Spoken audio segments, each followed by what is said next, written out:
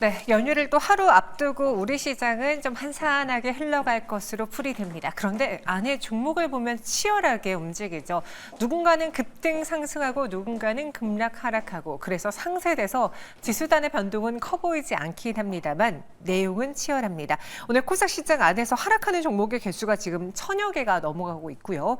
코스피에서도 500개가 넘게 밀리고 있는데 과연 무엇이 문제인지 오후장의 시세 변화 이성우 이사와 함께 정리해 보도록 하죠. 어서 오세요. 네, 안녕하세요. 오전 오후 시장에 큰 변화는 없었습니다. 우리가 알고 있던 삼성전자로 인해서 반도체 투심 위축은 오후까지 이어지고 있고 네. 오전에 갑자기 나온 LG엔솔발 여파로 2차 전지는 좀 버텨주고 있는데 오후 시장에서 그나마 눈에 띄는 거 있다면 뭘 꼽아볼까요? 지금 거래소 쪽 같은 경우는 네. 종목들이 방산, 그다음에 2차 전지 셀 여전히 좀 강한 모습들이고요. 산업재 쪽이 강해요. 금융 산업재 쪽이 강하고 반대로 테크 쪽 같은 경우는 대형주 위주로 약세를 나타내는 모습을 우리가 볼 수가 있습니다. 실적 발표의 여파라고 하기보다 매도가 계속 삼성전자, 그다음에 오늘은 SK 하이닉스까지 이어지는 상황임을 말씀을 드리고요. 코스닥 시장 같은 경우는 아까 짚어주신 것처럼 페트론의 긍정적인 영향도 있고 제약바이오주들 같은 경우가 고르게 강해요. ABL 바이오, 리가캠 바이오, 보로노이 이런 쪽으로 강한 모습들이 나타나면서 우리가 수급이 선택과 집중이 나타나요. 코스닥 지수 보면 한 0.1% 하락하는 상황을 봤을 때 수급이 한쪽 종목으로 몰리고 그러면서 한쪽 업종으로 몰리고 그러면서 시세의 연속성이 좀 순환 형태로 나타남을 시장을 통해서 볼 수가 있습니다. 네, 그런 시장이다라고 정리해 주셨습니다. 그 안에서 눈에 띈 두 가지 이슈로 한번 자세히 들어가 보도록 하죠. 일단 오늘 기나긴 연휴 끝에 중국 증시가 개장을 했는데 개장하자마자 폭발적인 상승을 보여줬고요. 그 안에서도 상한가를 기록한 종목이 많았거든요. 그래서 확인해 보겠습니다. 또 여기에 성공이냐 실패냐 갈림길에 선 로보택시까지도 살펴보도록 하죠. 먼저 첫 번째 뉴스 알아보겠습니다. 중국 경기 부양책의 현재 목표는 크게 세 가지입니다. 통화 완화와 재정 확대 그리고 부동산 부양 중심의 경제 회복을 집중시키는 거고요. 이로 인해서 계속 낮아지고 있는 성장률 하지만 그 안에서 5% 성장은 사수하자 여기서까지 더 밀리면 절벽이다라는 심정으로 지금 계속 경기 부양책을 내놓고 있습니다. 효과는 확실히 있습니다. 보시는 것처럼 중국의 증시 경기 부양 발표 이후에 25%가량 폭등했는데요. 이거는 연휴 딱 끝나는 전일 종가 기준으로 봤기 때문에 오늘 여기서 추가적인 상승이 나왔고요. 홍콩 증시의 경우에는 전일 종가 기준으로 같은 기간 30%의 폭등을 보였습니다. 중화권 증시가 전 세계 증시 내에서 가장 뜨거웠죠. 그리고 구리 가격을 비롯해서 산업용 원자재 가격도 상승하며 경기가 살아날 수 있다라는 심리가 여러 지표를 통해서 확인이 가능했습니다. 오늘은 어떨까요? 보시면요. 제가 11시 30분을 기준으로 체크를 해봤고요. 현재는 상해 종합지수가 4.81% 상승해서 3%로 상승 탄력은 조금 둔화. 홍콩 항생지수의 경우에는 5.88% 하락해서 7% 급락으로 조금은 낙폭이 커졌습니다. 참, 요 차트를 그대로 떼서 여기다가 탁 끼면 맞을 것 같죠? 왜 그러냐? 중국 증시가 연휴 기간 쉴 때 그 상대적인 수급이 홍콩 증시로 가면서 홍콩이 연일 급등했기에 오늘 본 주식이 본토 증시가 열리자 여기서 이탈해서 이 중국 상해 종합 증시로 간 것으로 풀이가 됩니다. 상승 탄력은 조금 둔화됐다라는 건 아쉽긴 해요. 그럼 앞으로 중국 경기 부양책이 이 효과가 지속되기 위해서는 어떤 관문이 남아 있을까요? 첫 번째로 실질적으로 경기가 반등하는 모습을 이제는 보여줘야 됩니다. 여러 가지 투입뿐 아니라 실질적인 경기가 살아나면서 유동성 확대 정책 이외에 실물 경기 부양 그리고 특히나 지금 중국 증시에서 가장 큰 뇌관인 부동산 시장의 활성화가 보여줘야만 한다. 그래야지 중국 증시를 향한 또 중국 몽을 향한 꿈이 길어질 수 있다고 판단하고 있고요. 더불어 정치적인 불확실성도 넘어야 할 관문입니다. 11월 대선이 있는데 여러분도 아시는 것처럼 트럼프 후보가 당선이 된다면 중국 대리기는 더 심해질 것으로 보여지죠. 그렇게 된다면은 중국에서 지금 계획하고 있는 제조업과 신사업 육성에 대한 걸림돌이 생기기 때문에 이 역시도 관문 중에 하나다라고 판단하고 있습니다. 오늘 시장에서 흐름을 보면 일단 중화권 증시가 지금 전 세계 증시에서 가장 핫한 키워드라는 거는 또 한 번 확인이 가능했거든요. 오늘 이 상해 종합지수를 강하게 올렸던 이유는 무엇이었습니까? 아무래도 휴일간에 미국 시장에 상장된 중국 종목들 같은 경우가 연속적으로 강했어요. 네. 빠져도 좀 제한적이었고 그런 영향을 받아서 중국 증시 같은 경우는 시작하자마자 좀 강한 모습이었고요. 반면에 홍콩 H 같은 경우는 좀 약한 모습이었어요. 수급적인 면에서 외국인 입장에서 중국 쪽 같은 경우는 많이 비오는 상황이었어요. 되려 공매도도 한도까지 거의 풀로 찬 상황이었는데 이게 홍콩 H 증시와 연계돼서 롱숏 현상이라고 하죠. 중국 매수 같은 경우는 기계적으로 좀 더 들어가고 네. 홍콩 같은 경우는 여기에서 공매 같은 경우를 늘리는 그런 대응이 있다 보니까 지수 같은 경우가 반대급부로 흘러가는 모습이었어요. 이게 방향성이 한쪽으로 정해지면 좀 가속화가 될 수 있습니다. 그렇다 보니까 지금 아마 ETF 쪽을 많이 보실 거예요. 중국 쪽, 홍콩 쪽이 공통적으로 많이 보실 텐데 지금은 무리하실 필요가 없습니다. 그 다음에 공매 형태의 인버스를 잡더라도 지수가 변동성이 위로 반대로 커지면 손실이 좀 강하게 발생할 수 있거든요. 그래서 그런 부분에 대한 주의가 필요합니다. 여기 중국 경기 부양세 효과가 지속하기 위한 관문으로는요. 첫 번째, 실질적인 경기 반등이 나와줘야 된다고 하잖아요. 그러니까 돈은 투입하고 유동성 자금 공급하는데 그로 인한 실질 실물 경기가 개선되지 않으면 말짱 도루묵이다. 그렇다면 이 중국몽도 쉽사리 사라질 것이다라는 건데 이 효과가 나오기까지 시간이 좀 오래 걸리겠죠? 네, 가깝게는 네. 다음 달에 제조업 지표라든지 이런 부분에 대한 확인이 필요해요. 그래서 다음 달에 만약에 지표가 바로 나오지 않는다라고 하면은 좀 뜨거웠던 지수의 랠리 같은 경우는 좀 쉬어갈 수도 있습니다. 그 점을 좀 염두에 둬야 될 것 같아요. 왜냐하면 지금은 부양책에 따라서 경기 회복에 대한 기대감이 종목들에 더해지는 거고요. 아직 수요 같은 경우는 회복이 되지 않았기에 좀 매수를 하시려고 하시는 분들은 한 발 늦은 감이 있어요. 이 다음에 다음 달에 지표 확인하고 접근이 가능함을 좀 열어둡니다. 지금 중국 관련한 수익이 역대급이라고 합니다. 실제로 국내 증시에서도 중국 ETF가 이렇게까지 뜨거웠던 적이 있을까 싶을 정도로 모처럼 거래도 붙고 수익도 내고 있는데 그럼 본토 주식은 더할 나위 없이 좋을 것 같습니다. 대표적으로 우리가 최근에 중국 관련주 이렇게까지 올랐어요 라고 살펴볼 만한 종목, 특징주 뭘 한번 봐볼까요? 우리가 최근에 계속 중국 안에서 주도 형태가 나타나다가 빠진 종목이 귀주모태주 이런 종목이 있어요. 주류 기업인데 공산당들이 선호하다 보니까 이게 단가가 계속 올라갔어요.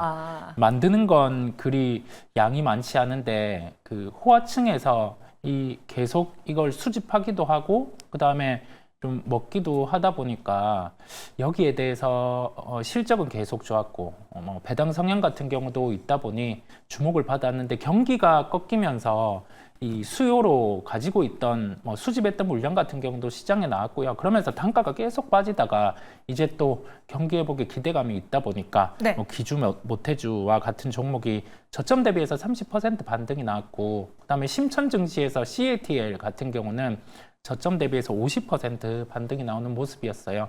경기가 좋아지는 상황, 아직 뚜렷하게 수요는 보이고 있지 않지만 종목들 같은 경우 약간 사치적인 형태와 실적이 많이 빠져있던 쪽으로 반등이 나왔고 중국 시장이 약했을 때 주가들이 안 빠졌던 게 고배당주였어요. 그래서 중국 또한 또는 다른 나라 같은 경우도 고배당주 같은 경우는 시장에서 외국인 수급 같은 경우가 잘 빠지지 않는다는 말씀을 드립니다. 그럼 투자 관점에서 결론을 한번 드려보겠습니다. 현 구간에서 이미 중화권 증시라든가 중국 관련주들이 반응을 해낸 상태에서 여기서 이슈가 더 중국몽으로 힘을 불어넣어 줄 수 있을지 우리가 투자 비중을 늘려도 괜찮을지 현 구간에서 간다 안 간다라고만 한다면은 어느 편이십니까? 간다라는 표현을 하고 싶어요. 옷처럼. 네. 간다라는 표현을 하는데 저 매수는 한 발 늦었다 보니까 좀 기다려 보겠습니다. 매수는 좀 늦었다. 하지만 이 기세는 지속될 수 있다. 우리 국내 증시 안에서 나는 중국 증시는 어떻게 사는지도 파는지도 몰라요. 그냥 우리 증시 내에서 해결하고 싶습니다 하시는 분들에게는 실질적으로 연관이 있는 종목을 잘 골라봐야 될 텐데요. 실물 경기까지 반응하는데 시간이 오래 걸린다라고 하니까 실적으로 보기는 좀 시간이 오래 걸릴 것 같고 그냥 단순 기대 테마주로 공략하는 게 좋을지 우리 이사님은 어떤 종목을 가장 선호주로 보십니까? 소비재 쪽이 경기 부양을 했을 때 효과는 가장 빨리 나타나다 보니까 네. 상해 점포를 확대하는 F&F 같은 경우를 주목해 볼 수가 있겠고요. 그다음에 화학 쪽은 당장 좋아지지는 않아요. 전통화학 같은 경우는 가동률 같은 경우가 극히 낮은 상황 안에서 수요 회복이 없다라고 하면 좀 불편한데 업황 자체가 좋은 금호석유 같은 경우를 화학주 중에서는 좀 관심 종목에 넣고 보시면 되겠습니다. 여기 혹시 화장품이 없는데 왜 없는지 여쭤봐도 될까요? 네, 중국 쪽의 소비에서 우리나라 화장품 같은 경우는 과거보다는 그 시장 랭크에서 좀 많이 떨어졌어요. 네. LG 생활건강 같은 경우는 랭크가 되어 있는데 지금 이 시장의 타겟을 미국 쪽으로 많이 옮겨가는 상황이고 중국 쪽 법인은 구조조정 형태로 거의 철수 단계로 하고 있다 보니까요. 그래서 좀 오늘 웃긴 게 중국 영향 받아서 화장품이 밀리는 면이 있는데 실제 북미 쪽으로 많이 환경을 바꾼 상황이거든요. 그래서 화장품 같은 경우는 중국과는 좀 연관도가 낮다라는 말씀을 드립니다. 그래서 F&F와 금호석유를 지금 시장에서 중국과 관련한 가장 밀접한 기대주로 선정을 해봤습니다.